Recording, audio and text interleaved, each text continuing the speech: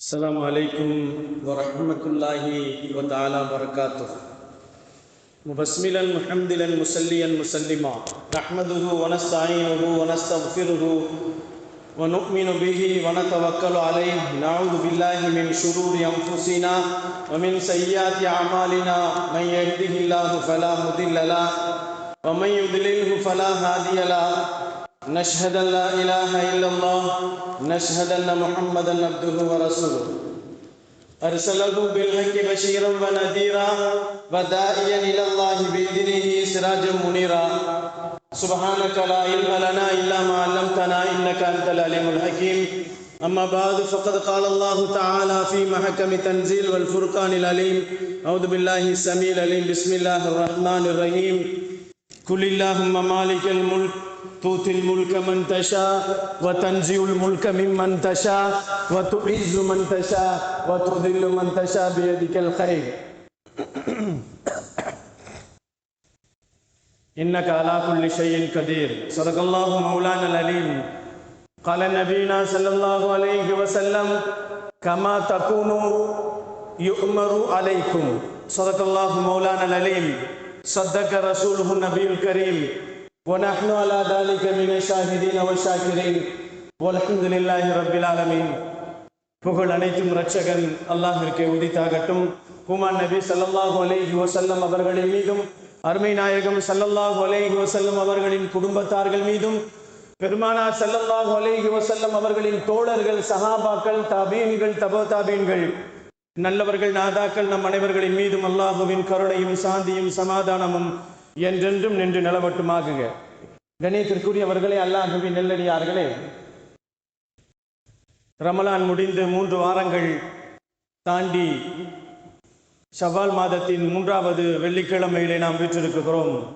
கண்ணியத்திற்குரியவர்களே, அல்லாஹுவின் நெல்லடியார்களே, மிகப்பெரிய ஒரு கடமையை எதிர்நோக்கி நாம் நடை போட்டு கொண்டிருக்கிறோம். அடுத்த வாரங்களிலே நாட்டினுடைய தலைவரை தேர்வு செய்வதற்காக வேண்டி தேர்தல் களம் சூடு பறந்து கொண்டிருக்கிறதை நாம் பார்த்து கொண்டிருக்கிறோம். தெருக்கள் முழுக்க, வீடுகள் முழுக்க வாக்குகளை சேகரிப்பதற்காக வேண்டி சட்டமன்றத்தின் உறுப்பினர்கள் வீடுகளை நோக்கி வருகிறார்கள். வீடுகளை நோக்கி வருவது மட்டுமல்லாமல் வீட்டில் இருப்பவர்களுக்கு பணங்களை திணிப்பதற்கு முயற்சி செய்து கொண்டிருப்பதை நாம் பார்த்து கொண்டிருக்கிறோம். கண்ணியத்திற்குரியவர்களே, அல்லாஹுவின் நெல்லடியார்களே, அரசியல் பேசுவது சரியில்லை என்பதாக நாம் நிறைய பேர்கள் நினைக்கிறோம். இஸ்லாமும் அரசியலும் என்று பார்க்குகின்ற நேரத்திலே இஸ்லாம் வேறு அரசியல் வேறு என்பதில்லை. இஸ்லாத்திற்குள் ஆன்மீகம் இருக்கிறது, இஸ்லாத்திற்குள்ளே அரசியலும் இருக்கிறது. இஸ்லாத்திற்குள்ளே அல்லாஹ் ஜல்ல ஷானஹு தஆலா மெய்ஞானத்தையும் வைத்திருக்கிறான், விஞ்ஞானத்தையும் வைத்திருக்கிறான்.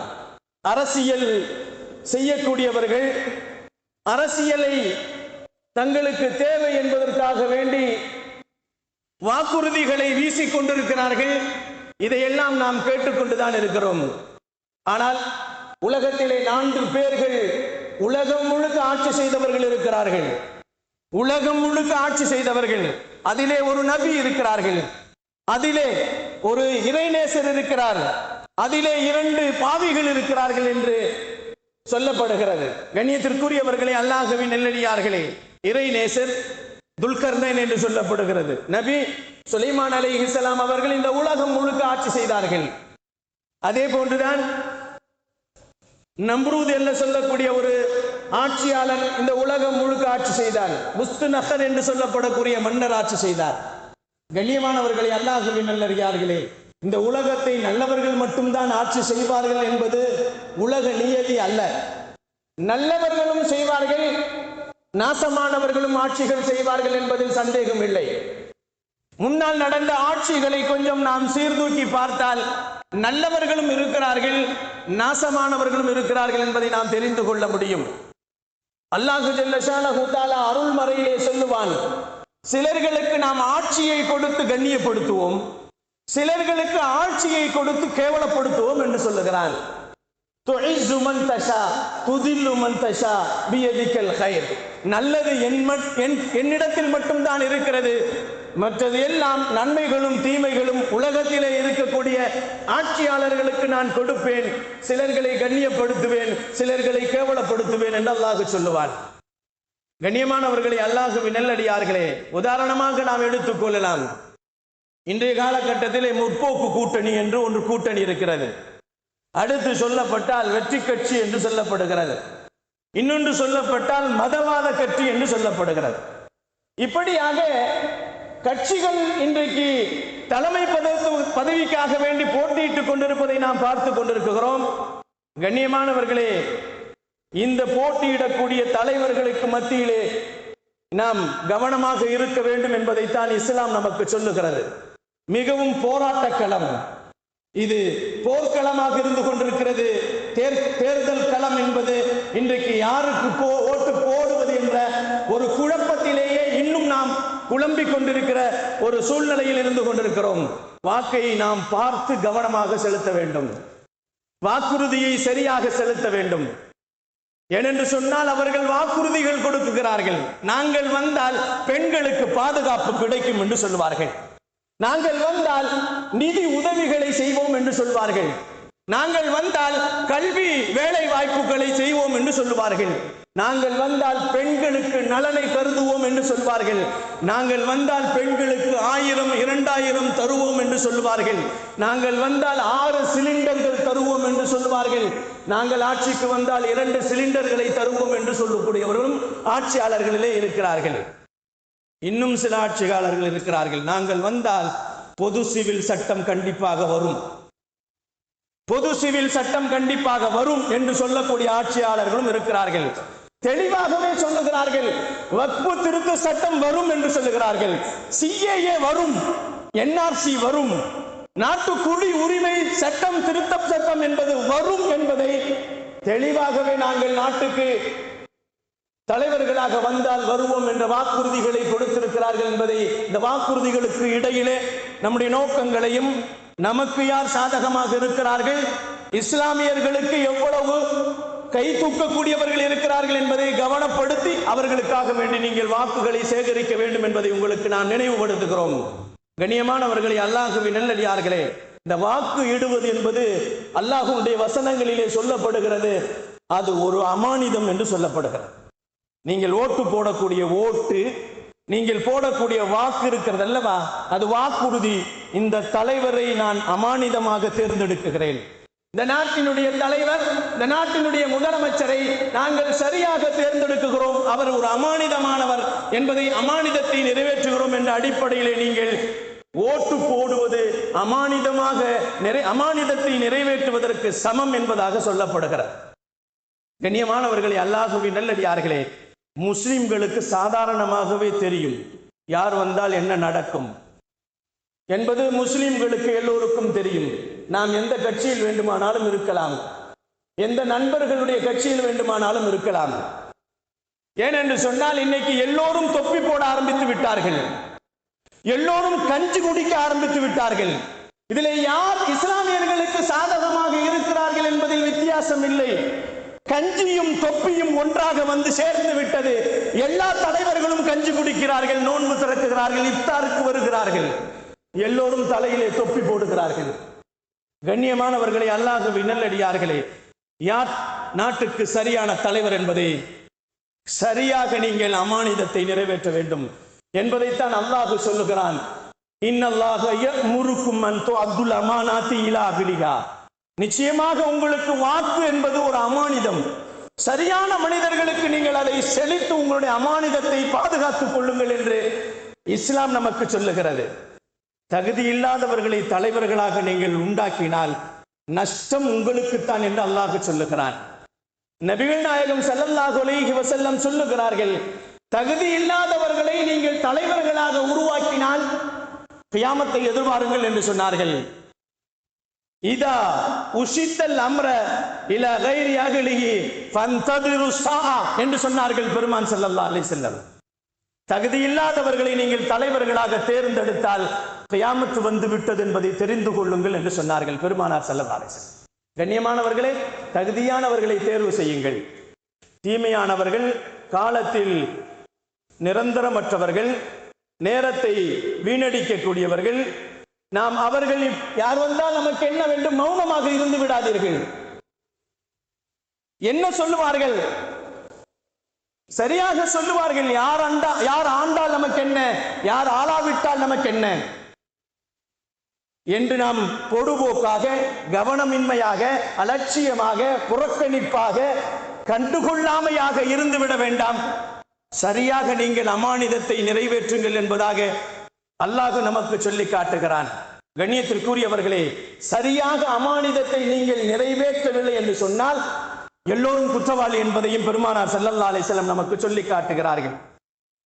அநியாயக்காரன் என்று தெரிந்தே நாம் அவர்களுக்கு ஓட்டு போட்டோம் என்று சொன்னால் நிச்சயமாக நபிகள் நாயகம் ஸல்லல்லாஹு அலைஹி வஸல்லம் சொன்னார்கள், எல்லோரும் குற்றவாளி என்பதை சொன்னார்கள். கண்ணியத்திற்குரியவர்களே, அல்லாஹ்வின் நல்லடியார்களே, நாம் தீயவர்கள் என்று தெரிந்து மக்களுக்கு மத்தியிலே தெளிவுபடுத்தப்பட வேண்டும். தீயவர்கள் என்பதை தெளிவுபடுத்த வேண்டும் என்பதற்காக வேண்டித்தான் இந்த சமூகத்திலே உலமாக்களிடத்திலே சொல்லப்பட்டிருக்கிறது, தீயவர்கள் யார், நல்லவர்கள் யார் என்பதை மட்டும் நீங்கள் அடையாளப்படுத்துங்கள். அந்த அடையாளப்படுத்தியதால் உங்களுடைய மக்களுடைய ஓட்டுகள் எல்லாம் நல்லவர்களின் பக்கம் சார வேண்டும். இங்கே கவனம் என்னவென்று சொன்னால், யார் ஜெயிக்க வேண்டும் என்பது கவனம் இல்லை, யாரை தோற்கடிக்க வேண்டும் என்ற கவனத்தில் இருக்க வேண்டும். ஏனென்று சொன்னால், தோற்கடிக்க வேண்டியவர்கள் இன்றைக்கு அராஜக ஆட்சியில ஈடுபட்டு கொண்டிருப்பதை நாம் பார்த்து கொண்டிருக்கிறோம். வாக்கை பணத்திற்காக வேண்டி விற்றுவிட வேண்டாம். நீங்க வாக்கு பணத்துக்காக விற்குவது என்பது பெருமானார் ஸல்லல்லாஹு அலைஹி வஸல்லம் லஞ்சம் என்று சொன்னார்கள். வீடு தேடி பணத்தை கொண்டு வந்து கொடுக்கிறார்கள். பணத்தை வாங்கக்கூடியவர்கள் அல்லது அன்பளிப்புகளை வாங்கக்கூடியவர்கள், இவர்கள் எல்லாம் லஞ்சம் வாங்கியவருக்கு சமம் என்று சொன்னார்கள் பெருமானார் ஸல்லல்லாஹு அலைஹி வஸல்லம். கவனம் இருக்கட்டும். உங்கள் ஓட்டுகளை அன்பளிப்புக்காக வேண்டி விட்டு விடாதீர்கள். உங்கள் ஓட்டுகளை, வாக்குகளை பணத்திற்காக வேண்டி விட்டு விடாதீர்கள். பரம ஏழை பிச்சை எடுப்பதை விட வாக்குக்காக வேண்டி பணம் வாங்குவது பிச்சை எடுப்பதை விட கேவலம் என்று சொன்னார்கள் பெருமான் ஸல்லல்லாஹு அலைஹி வஸல்லம். கண்ணியமானவர்களே, அல்லாஹ்வின் நல்லடியார்களே, ஒரு சரித்திரத்தை சொன்னால் கூட நமக்கு விளங்கும். குர்ஆனிலே சொல்லப்படுகிறது சரித்திரம். சுலைமான் அலைஹிஸ்ஸலாமுடைய ஆட்சி காலம். சுலைமான் அலைஹிஸ்ஸலாமுடைய ஆட்சி காலத்திலே பில்கீஸ் என்ற ஒரு பெண்மணி சபா நாட்டினுடைய தலைவியாக, ராணியாக இருந்தால், எப்படியாவது சுலைமான் அலைஹிஸ்ஸலாம் அவர்களை கவர வேண்டும், அவரை தன்னுடைய ஆட்சிக்குள் கொண்டு வர வேண்டும், அவரை வெற்றி பெற வேண்டும் என்பதற்காக வேண்டி தங்க காசுகளை மூட்டையாக கொடுத்து அனுப்பினாள். லஞ்சம் கொடுத்து அனுப்பினாள். சபா நாட்டின் தலைவி, சபா நாட்டினுடைய ராணி சுலைமான் அலைஹிஸ்ஸலாம் அவர்களை தங்கள் வசப்படுத்தி விட வேண்டும் என்பதற்காக வேண்டி நிறைய காசுகளை, தங்க காசுகளை மூட்டையாக கொடுத்து அனுப்பினாள். சுலைமான் அலைஹிஸ்ஸலாம் அவர்கள் அந்த காசை பார்த்த உடனே கோபம் வந்தது. ஒரு மூமினுக்கு இப்படித்தான் கோபம் வர வேண்டும் என்பது குர்ஆன் சொல்லுகிறது. வாக்குகளுக்காக வேண்டி பணம் கொடுக்கப்படுகின்ற நேரத்தில் கோபம் வர வேண்டும். என் வாக்கை என்னுடைய இஷ்டத்திற்கு நான் செலுத்த வேண்டிய உரிமை அது. யாருக்காக வேண்டியும் பணத்திற்காக வேண்டியும் நான் செலுத்த வேண்டிய அவசியம் இல்லை என்பதை சொல்லிவிட்டு சுலைமான் அலைஹிஸ்ஸலாம் கோபத்தோடு சொன்னார்கள், அத்துமீதுனி பிமாலின், காசை கொடுத்து நீங்க விலைக்கு வாங்கிடலான்னு பார்க்குறீங்களான்னு கேட்டாங்க சுலைமான் அலைஹிஸ்ஸலாம். நீ என்னை காசை கொடுத்து விலைக்கு வாங்குவதற்காக வேண்டி வந்ததால் உன் நாட்டிலே நான் படையெடுத்து வெற்றி பெறுவேன் என்று சுலைமான் அலைஹிஸ்ஸலாம் சபா நாட்டிற்கு போய் நாட்டிலே போய் படைகளை குவித்து வெற்றி பெற்றார்கள் என்பதாக வரலாறு. பின்னால் அந்த பில்கீஸ் அம்மையார் சுலைமான் அலைஹிஸ்ஸலாமுடைய மனைவியாக மாறி போனார்கள் என்று வரலாறு. கண்ணியத்திற்குரியவர்களே, அல்லாஹ்வின் நல்லடியார்களே, ஒரு முஸ்லிம் உலகில் எந்த மூலையில் வாழ்ந்தாலும் அவனுக்கு முதல் கட்டமாக உயிரினும் மேலான ஒரு விஷயம் என்னவென்று சொன்னால் ஈமான் தான். ஈமான் தான் முதல் கட்டமாக அவனுக்கு உள்ளத்திலே வர வேண்டியது. ஈமான் தான். அதற்கு பின்னால் தான் இரண்டாம் தரமாக தலைவர்கள் அபிமானம், கட்சி அபிமானம், இயக்க அபிமானம், இவைகள் எல்லாம் இரண்டாம் தரம். முதல் தரம் ஈமான். நம்மிடத்தில் ஈமான் இருக்க வேண்டும். அந்த ஈமானிலே உறுதியாக இருக்க வேண்டும். இதைத்தான் இஸ்லாம் நமக்கு சொல்லித் தருகிறது. ஈமானை விட உங்களுடைய கட்சியை நீங்கள் மேலாக நினைக்க வேண்டாம். ஈமானை விட உங்களுடைய இயக்கங்களை மேலாக நினைக்க வேண்டாம். ஈமானை விட உங்களுடைய தலைவர்களை நீங்கள் அபிமானிகளாக நினைக்க வேண்டாம். நபிகள் நாயகம் ஸல்லல்லாஹு அலைஹி வஸல்லம் அவர்கள் நமக்கு சொல்லுகிறார்கள், இன்றைய காலகட்டத்திலே இளைஞர்கள் யுவதிகளுடைய நிலைமைகளை பார்க்கின்ற நேரத்திலே ஈமானை விட துச்சமாக என் தலைவர் தான், என் கணவனை விட என் தலைவர் தான் எனக்கு பிரியம் என்று சொல்லக்கூடிய ஈமானியை தாண்டி போகக்கூடிய இஸ்லாமிய பெண்மணிகளை நாம் பார்க்கின்ற அவல நிலைகள் இன்றைக்கு இருந்து கொண்டிருப்பதை நாம் பார்த்து கொண்டிருக்கிறோம். அல்லாஹ் குர்ஆனிலே சொல்லுவான், நபிகள் நாயகம் ஸல்லல்லாஹு அலைஹி வஸல்லம் சொல்வார்கள், இன் குன்தும் துஹிப்பூனல்லாஹ ஃபத்தபியூனி யுஹிப்புக்குமுல்லாஹ். நபியே அவர்களை பிரியப்பட வேண்டும் என்று சொன்னால் நீங்கள் பெருமானாரை பிரியப்படுங்கள், அப்பொழுதுதான் என்னை பிரியப்பட முடியும் என்று அல்லாஹ் சொல்லுகிறார். நபிகள் நாயகம் ஸல்லல்லாஹு அலைஹி வஸல்லம் சொல்லுகிறார்கள், லா யூமினு அஹதுக்கும் ஹத்தா அகூன அஹப்ப இலா அபீஹி வ உம்மிஹி என்று பெருமானார் ஸல்லல்லாஹு அலைஹி வஸல்லம் ஒரு ஹதீஸிலே சொல்லுவார்கள். ஒரு மூமின் சரியானவன் என்று சொன்னால் அவன் எப்படி இருக்க வேண்டும்? தன் தந்தையை விட, தாயை விட, தன் சொத்துகளை விட, தன் பிள்ளைகளை விட, தன் மனைவி மக்களை விட, கணவனை விட, தன் உலகத்திலே தேவையான வியாபாரத்தை விட, அவனுடைய வீட்டை விட, அவனுடைய வாகனங்களை விட எனக்கு மிக பிரியமானது நபிகள் நாயகம் ஸல்லல்லாஹு அலைஹி வஸல்லம் அவர்களும் அல்லாஹ்வும் தான் என்று பிரியம் வைப்பதுதான் ஈமானின் உச்சகட்டம் என்று சொன்னார்கள் பெருமானார் ஸல்லல்லாஹு அலைஹி வஸல்லம். இன்றைக்கு எந்த அளவுக்கு போகிவிட்டது என்று சொன்னால், என்னிடம் என் கணவரிடத்தில் நான் அனுமதி கேட்க வேண்டிய அவசியம் இல்லை. கணவனை விட என் ஆட்சி தலைவர் தான், எனக்கு தலைவராக வரக்கூடியவர் தான் எனக்கு மிக முக்கியமானவர்கள் என்ற ஈமானிய பெண்கள் ஈமானை விட்டு விட்டு வெளியே போகின்ற சூழ்நிலைகளை கொஞ்சம் யோசித்து பார்க்க வேண்டும். கண்ணியமானவர்களை, அல்லாஹ்வின் நல்லடியார்களே, இஸ்லாம் நமக்கு சொல்லக்கூடிய முக்கியமான விஷயம், உனக்கு சொந்தமான தாய் பெரிதா, உனக்கு சொந்தமான தாய் பெரிதா, உன் ஈமான் பெரிதா என்று கேட்கின்ற நேரத்திலே என் ஈமான் தான் பெரியது என்று சொல்ல வேண்டும். தாயை விட ஈமான் தான் பெரியது. உன் தந்தையை விட ஈமான் தான் பெரியது. உன் சகோதரனை விட ஈமான் தான் பெரியது. உன் தலைவனை விட உன் ஈமான் தான் பெரியது. உன்னுடைய சகோதரன் சகோதரிகளை விட ஈமான் தான் பெரியது. ஒரு முதல் கட்டத்தையே முஸ்லிம்கள் ஏற்க வேண்டிய அவசியத்திலே ஈமானில் மிக முக்கியமாக இருக்க வேண்டும் என்று அழுத்தி சொன்னார்கள் பெருமானார் ஸல்லல்லாஹு அலைஹி வஸல்லம். கண்ணியமானவர்களை, அல்லாஹ்வின் நல்லடியார்களே, எல்லோரும் தொப்பி போட ஆரம்பித்து விட்டார்கள். எல்லா தொப்பிகளும் நல்ல தொப்பிகள் அல்ல. எல்லோரும் குல்லா போட ஆரம்பித்து விட்டார்கள். எல்லா குல்லாக்களும் நல்ல குல்லாக்கள் அல்ல. யோசித்து பாருங்கள். எல்லோரும் கஞ்சி குடிக்கிறார்கள். கஞ்சி குடிப்பவர்கள் எல்லாம் நல்லவர்கள் என்று நினைக்க வேண்டாம். இன்று தொப்பியையும் போட்டு கஞ்சியையும் குடித்து இஃப்தார் நிகழ்ச்சியிலும் கலந்து கொண்டு இன்று தொழுகையிலும் நின்று தொழக்கூடியவர்களை நாம் படங்களிலே பார்த்து கொண்டிருக்கிறோம் அல்லவா? கண்ணியமானவர்களே, நிச்சயமாக எல்லோருக்கும் தெரியும், நம்மோடு நின்று காஃபிராக இருக்கக்கூடியவர் தொழுகையை நிறைவேற்றினால் அவருடைய தொழுகை கூடாது. அது மட்டுமல்ல, அவர் தொழுகை கூடாது, அவரை பள்ளிக்குள்ளே கூட்டி வந்து தொழுவதற்காக வேண்டிய சப்பிலே நிற்பது ஷரியத்திற்கு மாற்றமான செயல், அது குற்றம் என்று சொல்லப்படுகிறது. இன்னைக்கு எல்லா தலைவர்களும் என்ன செய்கிறார்கள்? தொப்பியை வைத்துக் கொண்டு கஞ்சியை குடித்துக் கொண்டு தொழுகையிலே நின்று கொண்டு இஃப்தாரிலே கலந்து கொண்டிருக்கிறார்கள் என்பதை நாம் பார்த்து கொண்டிருக்கிறோம். எல்லா தொப்பிகளும் நல்ல தொப்பி அல்ல என்பதை உங்களுக்கு உணர்த்துகிறேன். கண்ணியத்திற்குரியவர்களே, அல்லாஹ்வின் நல்லடியார்களே, எல்லா குல்லாக்களும் நல்ல குல்லாக்கள் அல்ல என்பதை உங்களுக்கு நான் சொல்லிக் கொள்கிறேன். பெருமானார் ஸல்லல்லாஹு அலைஹி வஸல்லம் அவர்கள் நமக்கு சொல்லுவார்கள். பெருமானார் ஸல்லல்லாஹு அலைஹி வஸல்லம் நமக்கு சொல்லுகின்ற நேரத்திலே ஒரு முஸ்லிம் தன்னுடைய வாக்கு உரிமைகளை ஒற்றுமையாக ஒரே இடத்தில் சேகரிக்க வேண்டும் என்பதை பெருமானார் ஸல்லல்லாஹு அலைஹி வஸல்லம் நமக்கு சொல்லுவார்கள். ஒற்றுமையை பேண வேண்டும் என்று இஸ்லாத்திற்கு சொல்லுவார்கள். கண்ணியமானவர்களே, அல்லாஹ்வின் நல்லடியார்களே, ஒற்றுமையை மையமாக வைத்துத்தான் இன்றைக்கு நாம் ஓட்டு போட வேண்டிய அவசியத்தில் இருக்கிறோம். யாருக்கு தாங்க போடுறது? இப்படி சொல்லிட்டு இருக்கிறீங்க 3 வாரமா, யாருக்கு ஓட்டு போடுறது அப்படின்னு கேட்கிற மாதிரி தெரியுது மைண்ட் வாய்ஸ்லாம். கண்ணியத்திற்குரியவர்களே, அல்லாஹ்வின் நல்லடியார்களே, பெருமானார் சொல்லுகிறார்கள், அல்லாஹ் சொல்வதாக, வலா தனாஸு, நீங்கள் பிரிந்து விடாதீர்கள், காசுக்காக வேண்டி பிரிந்து விடாதீர்கள். பெருமானார் ஸல்லல்லாஹு அலைஹி வஸல்லம் சொல்லுகிறார்கள், ஃபதஃப்ஸலு, ஒன்று சேருங்கள், ஃபதத்ஹபு ரீஹக்கும், நீங்கள் ஒன்று சேருங்கள், சரியான முறையிலே ஒன்று சேர்ந்து ஒரு தலைவரை நீங்கள் தேர்ந்தெடுக்கவில்லை என்று சொன்னால் நிச்சயமாக உங்களுக்கு அல்லாஹு ஜல்ல ஷானஹு தஆலா மிகப்பெரிய சோதனத்தை கொடுத்து விடுவான் என்பதை பெருமானார் ஸல்லல்லாஹு அலைஹி வஸல்லம் அவர்களுக்கு நமக்கு சொன்னார்கள்.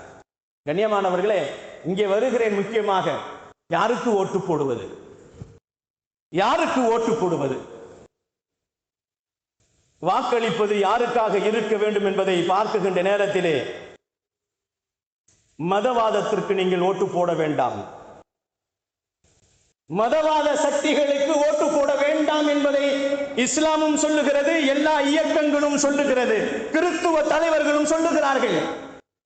மதவாத அடிமைகளுக்காக வேண்டி நீங்கள் ஓட்டு போட வேண்டாம். மதசார்பையின்மையாக இருக்கக்கூடிய சிறந்த தலைவர்களுக்கு நீங்கள் ஓட்டு போடுங்கள் என்பதை இஸ்லாம் நமக்கு வலியுறுத்தி கூறுகிறது. கண்ணியத்திற்குரியவர்களை, அல்லாஹ்வின் நல்லடியார்களே, மதவாதத்திற்கு நீங்கள் ஓட்டு போட்டால் என்ன நடக்கும் என்பதை மீண்டும் ஒரு முறை சொல்லுகிறேன். கண்ணியத்திற்குரியவர்களே, மதவாதத்திற்காக வேண்டி வாக்களித்தால் அந்த ஆட்சியாளர்கள் நமக்கு வந்தால் கொடுமைகள், இன்னல்கள், புல்டோசர்கள் வரும். இஸ்லாமியர்கள் வீடுகளை தேடி, முஸ்லிம்கள் வீடுகளை தேடி புல்டோசர்கள் வரும். புல்டோசர்கள் ஆட்சிகளை நாம் பார்த்து கொண்டுதான் இருக்கிறோம் அல்லவா? யோசித்து பாருங்கள். பெண்களுக்காக வேண்டி பாலியல் பலாத்காரங்கள் நடந்து கொண்டிருப்பதை நாம் பார்க்கிறோம். கண்ணியமானவர்களே, அல்லாஹ்வின் நல்லடியார்களே, மதவாதம் வேண்டாம், வேண்டவே வேண்டாம். இஸ்லாம் இதைத்தான் சொல்லுகிறது, மதவாதம் வேண்டாம். இது பன்முகம் கொண்ட நாடு. இது பன்முகம் கொண்ட நாட்டிலே மத இன்மை இல்லாதக்கூடியவர்கள், மத சார்பற்றவர்களுக்காக வேண்டி நீங்கள் ஓட்டு போட வேண்டும் என்பதை இஸ்லாம் வலியுறுத்தி சொல்லுகிறது. கண்ணியமானவர்களே, அல்லாஹ்வின் நல்லடியார்களே, எந்த அளவிற்கு பாலியல் அவர்கள் செய்திருக்கிறார்கள் என்று பார்க்கின்ற நேரத்திலே 9 வயது சிறிய பிள்ளையை கோவிலுடைய கருவறைக்குள் வைத்து அவர்கள் பாலியல் பலாத்காரம் செய்த ஆட்சிகள் அது. அந்த ஆட்சி வந்தால் அதே நிலவரம் இஸ்லாமிய பெண்களுக்காக வேண்டி பாலியல் பலாத்காரங்கள் நடக்கும் என்பதில் சந்தேகமும் இல்லை. மதவாதங்கள் வேண்டாம், புல்டோசர்கள் வேண்டாம். பெண்களுக்கு அநீதி இழைக்கப்பட மாட்டோம், பாதுகாப்போம் என்று சொல்லுவார்கள். ஆனால் தலாக்கு சட்டங்களை கொண்டு வருவார்கள். அதே போன்று 7 வயது ஆசிஃபா, மறக்கவே முடியாது. எவ்வளவு நிகழ்ச்சிகளை மாற்றி மாற்றி கொண்டு வந்தாலும் ஆசிஃபா, 7 வயது ஆசிஃபா, இஸ்லாமிய பெண்மணி கூட்டு பலாத்காரங்களின் மூலமாக கொள்ளையடிக்கப்பட்டு அவர்களை படுகொலை செய்யப்பட்ட நிலைவுகளை எல்லாம் மறந்துவிட முடியாது. யோசித்து பாருங்கள். கண்ணியமானவர்களே, அல்லாஹ்வின் நல்லடியார்களே, மஸ்ஜிதுகளும் மதரசாக்களும் நிம்மதியாக இருக்க முடியாது. புல்டோசர்களின் மூலமாக மஸ்ஜிதுகள் இடிக்கப்படும், புல்டோசர்களின் மூலமாக மதரசாக்கள் இடிக்கப்படும். எந்த ஆட்சி உங்களுக்கு வர வேண்டும் என்பதை சரியாக தீர்மானம் செய்து நல்ல முறையிலே நீங்கள் உங்களுடைய அமானிதம் என்று சொல்லப்படக்கூடிய உங்களுடைய வாக்குகளை சரியாக நீங்கள் நிறைவேற்றுங்கள். கண்ணியமானவர்களே, அல்லாஹ்வின் நல்லடியார்களே, வெட்ட வெளிச்சமாக சொல்லுகிறார்கள், எங்கள் ஆட்சி வந்தால் வக்ஃபு திருத்த சட்டம் திரும்பவும் வரும். எங்கள் ஆட்சி வந்தால் சொத்துரிமை சட்டங்கள் எல்லாம் மாறும். எங்கள் ஆட்சி வந்தால் கண்டிப்பாக எல்லா பொது சிவில் சட்டங்களும் வந்துவிடும் என்பதை தெளிவாக வெளிப்படையாக மதவாத கட்சிகள் சொல்லிக் கொண்டிருப்பதை நாம் பார்த்து கொண்டிருக்கிறோம். வாக்குறுதிகளாகவே சொல்லுகிறார்கள். அவர்கள் சொல்லக்கூடியதை வாக்குறுதிகளாக சொல்லுகிறார்கள். மாட்டை காண்பித்து ஒரு மனிதனை அடிக்கிறார்கள், மாட்டை காரணமாக காட்டி ஒரு மனிதனை அடித்து சாகடிக்கிறார்கள். ஏழை தமிழன் ஒரு கும்பலை சேர்ந்து கும்பல் தாக்குதல்கள் நடத்துகிறார்கள். இஸ்லாமியர்கள் மட்டும் குறிவைத்து வஞ்சிக்கப்பட்டு வீடுகள், கடைகள், வணிகங்கள், வணிகத்துறைகள், மஸ்ஜிதுகள் இவைகள் எல்லாம் இந்தியாவிலே மிக அதிகமாக இடிக்கப்பட்டதை நாம் கண்கூடாக கேட்டுக்கொண்டிருக்கிறோம், பார்த்து கொண்டிருக்கிறோம். எந்த ஆட்சி வந்தால் இப்படி நடக்கும் என்பதை உங்களுக்கே தெரியும். எந்த ஆட்சிகளை நாம் ஏற்றுக்கொள்ள வேண்டும் என்பதற்காக வேண்டி இவைகள் எல்லாம் சொல்லிக் கொண்டிருக்கிறேன். CAA, NRC இதெல்லாம் மறக்கவே முடியாது. நாட்டினுடைய குடி உரிமைகளை விட்டும் தூக்க வேண்டும். இஸ்லாமியர்கள் இந்த நாட்டிலே இருக்கக்கூடாது. முதல் குடிமக்கள் என்று சொல்லப்படக்கூடிய இஸ்லாமியர்கள் இந்த நாட்டை விட்டு துரத்தப்பட வேண்டும், அகதிகளாக ஆக்கப்பட வேண்டும் என்று முடிவு செய்த ஆட்சி தலைவர்களும் இந்த தேர்தலில் நிற்கிறார்கள். அவர்களுக்கு ஓட்டு போட வேண்டாம் என்று சொல்லப்படுகிறார்கள். கண்ணியத்திற்குரியவர்களே, மதவாதத்திற்கு நீங்கள் ஓட்டு போடாதீர்கள். மதவாதத்திற்கு ஓட்டு போடாதீர்கள். மதமில்லாத மதத்தை கடந்து இஸ்லாமியர்கள், கிறிஸ்துவர்கள், வைணர்கள் என்றெல்லாம் மதத்தை கடந்து மனித சமுதாயத்திற்காக வேண்டி மனித நேயத்தோடு பாடுபட்டுக் கொண்டிருக்கக்கூடிய ஒரு கட்சிக்கு மட்டும் நீங்கள் ஆதரவு கொடுங்கள் என்பதை தெளிவாக பெருமானார் ஸல்லல்லாஹு அலைஹி வஸல்லம் அவர்களின் ஹதீஸ்களின் மூலமாகவும் அல்லாஹ்வுடைய அத்தாட்சிகளின் மூலமாகவும் நமக்கு சொல்லப்படுகிறது. இஸ்லாமிய அடையாள சின்னங்கள் எல்லாம் போக்கப்படுகிறது. டெல்லியிலே பார்த்தால் நிறைய தெருக்களின் இஸ்லாமிய பெயர்கள் எல்லாம் எடுக்கப்பட்டது. எல்லோருக்கும் தெரியும், எந்த ஆட்சி வந்தால் இப்படி எடுக்கப்படும், எந்த ஆட்சி வந்தால் இந்த பள்ளிகளுக்கு இடைஞ்சல்கள் வரும், எந்த ஆட்சிகள் வந்தால் பள்ளியிலே பாங்கு சொல்லப்படக்கூடாது, மேலே மைக்கை எடுக்க வேண்டும் என்று சொல்லப்படும். யோசித்து பாருங்கள் கண்ணியமானவர்களே, அல்லாஹ்வின் நல்லடியார்களே, வரலாற்று சின்னங்கள் எல்லாம் மாற்றப்பட வேண்டும், பழைய மதத்திற்கு திரும்ப வேண்டும் என்று சொல்லக்கூடியவர்கள் இன்றைக்கு ஆட்சிக்கு வந்தால் என்ன நிலவரமாகும்? நாம் எல்லாம் எங்கே போக வேண்டியது இருக்கும்? யோசியுங்கள். இந்த தேர்தல் களம் மிக முக்கியமான களம். அதிலே நீங்கள் யாருக்கு வாக்கு செலுத்த வேண்டும்? நாடு முழுக்க வெறுப்புகளையும் வெறுப்பு அரசியல்களையும் முன்னெடுப்புகள் வைத்துக் கொண்டிருக்கின்ற நேரத்திலே அந்த அரசியல்களுக்கு நாம் வாக்களிக்க வேண்டுமா? குறிப்பாக சொல்லப்பட வேண்டும் என்று சொன்னால் பயங்கரவாதங்கள் இவர்களை ஓட ஓட நாட்டை விட்டு திரட்ட வேண்டும். இதுதான் இந்த நாட்டினுடைய இன்றைய நடக்கப்படக்கூடிய வாக்கு உரிமைகளை சரியாக செலுத்தி இந்த நாட்டிலே இருக்கக்கூடிய மதவாதிகளை ஓட ஓட விரட்ட வேண்டும். கண்ணியமானவர்களை, அல்லாஹ்வின் நல்லடியார்களே, தமிழகத்தை ஒரு அயோத்தியாக மாற்ற வேண்டும் என்று நினைத்தார்கள். தமிழகத்தை அயோத்தியாக மாற்ற வேண்டும் என்று திருப்பரங்குன்றத்திற்குள் உள்ளே நுழைந்தார்கள். அதில் உள்ளே நுழையாமல் அதிலிருந்து இஸ்லாமியர்கள் மட்டுமல்லாமல் சிறுபான்மையினர்களை பாதுகாப்பதற்காக வேண்டி உறுதுணையாக இருந்த கட்சிக்கு நீங்கள் ஓட்டு போடுங்கள். கண்ணியமானவர்களே, அல்லாஹ்வின் நல்லடியார்களே, திருப்பரங்குன்றம் நமக்கு மிகப்பெரிய ஒரு பாடம். அது மத சார்பு இல்லாமல் ஒரு கட்சிக்காக வேண்டிய ஆதரவு தெரிவிங்கள் என்பதை இஸ்லாம் நமக்கு சொல்லி காட்டுகிறது. இஸ்லாமியர்களும் அதைத்தான் நினைத்துக் கொண்டிருக்கிறார்கள், இஸ்லாம் அல்லாதவர்களும் அதை நினைத்துக் கொண்டிருக்கிறார்கள். ஒரு நாட்டினுடைய உரிமைகளை ஒரு கேள்விக்குறிகளாக ஆக்கிவிடாதீர்கள். இன்றைக்கு இளைஞர் அணிகள் எல்லாம், யுவதிகள் எல்லாம் ஒரு பக்கம் போய் கொண்டிருக்கிறார்கள்.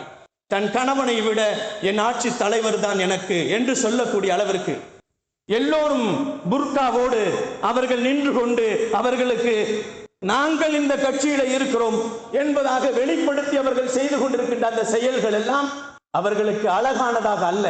ஒரு மூமின்களுக்கும் ஒரு மூமினான பெண்களுக்கும் அது அழகல்ல என்பதாக சொல்லப்படுகிறது. அவர் நடிகர் என்பதற்காக வேண்டி நான் சொல்லவில்லை. ஆட்சி அதிகாரத்திலே அனுபவம் இல்லாதவர் என்பதைத்தான் நாம் அங்கே வெளிப்படுத்துகிறோம்.